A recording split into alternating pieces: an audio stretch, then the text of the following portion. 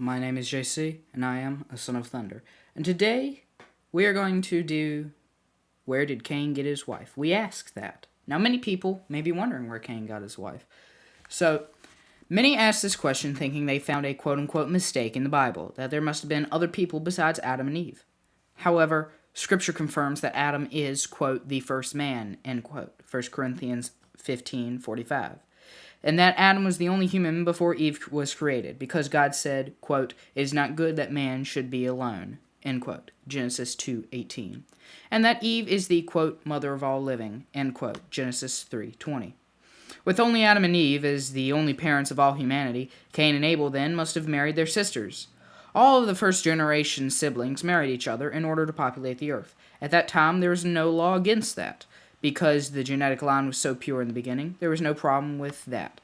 But as the population grew large enough, and as the risk of genetic problems increased due to sin's curse, God outlawed marriage between immediate family members. See Leviticus 18:6 through 18.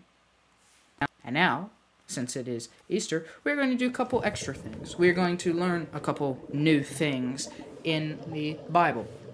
So what were the ages of the patriarchs?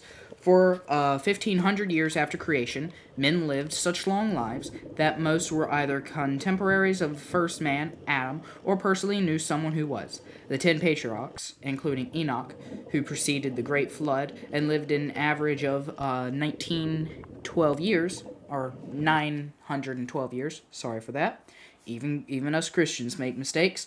Lamech died the youngest at the age of 777, and Methuselah lived to be the oldest at 969.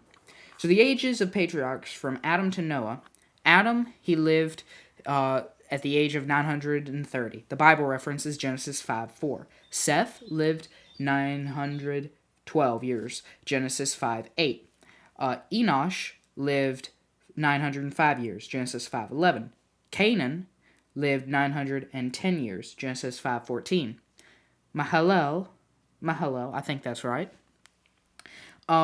lived 895 years, Genesis 5:17. Jared lived 962 years, and that was Genesis 5:20. Enoch, 365 years, Genesis 5:23. Methuselah, 969 years, Genesis 5:27. Lamech, 777 years, Genesis 5:31. And Noah, 950 years, Genesis 9:29. So during the 1,000 years following the flood, however, the Bible records a progressive decline in lifespan of the patriarchs, from Noah, who lived to be 950 years old, until Abraham at 175. In fact, Moses was unusually old for his time, 120 years older, because when he reflected on the brevity of life, he said, quote, "The days of our lives are 70 years, and if by reason of strength they are 80 years, yes, yet their boast is only labor and sorrow, for it is soon cut off, and we fly away," end quote. Psalms 90:10. And how large was Noah's Ark? So, this is been taken by Kim Ham and Ten Lovett from Answers in Genesis.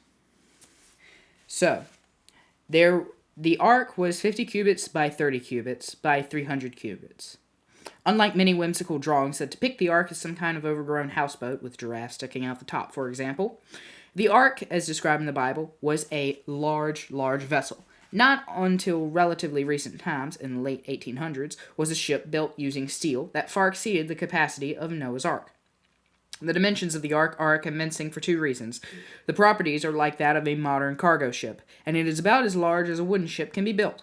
The cubit gives a good indication of size. Cubit was defined as the length of the forearm from the elbow to the fingertip. Ancient cubits vary anywhere from 17.5 inches to 22 inches, with the longer sizes dominating the major ancient constructions. Even a conservative 18-inch cubit describes a sizable vessel. We know the ark must have been at least 450 feet long, 75 feet wide, and 45 feet high. Using a longer cubit, it would have been over 500 feet in length. In the Western world, wooden sailing ships never get much bigger than about 330 feet. Yet much earlier, the ancient Greeks were building vessels at least this size.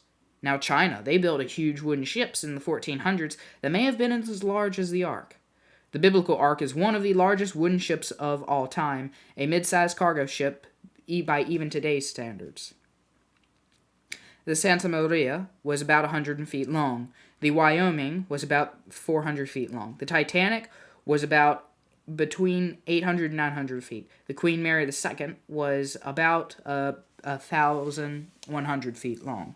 The Ark had 3 decks, Genesis 6:16. So this gives you an idea of its overall size. With a capacity of 1.5 million cubic feet, it would have had sufficient room for all the people, animals, and supplies. See also Matthew 24:38 and 39, and 2 Peter 2:5 for any more comments.